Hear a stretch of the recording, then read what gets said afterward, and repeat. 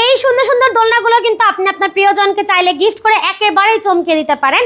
এগুলো অর্ডার করার জন্য কিন্তু আপনার কোনো প্রকার অ্যাডভান্সও আমাদেরকে করতে হবে না, আমরা একেবারে ফ্রি হোম ডেলিভারিতে কিন্তু আপনার বাসায় পৌঁছে দিব।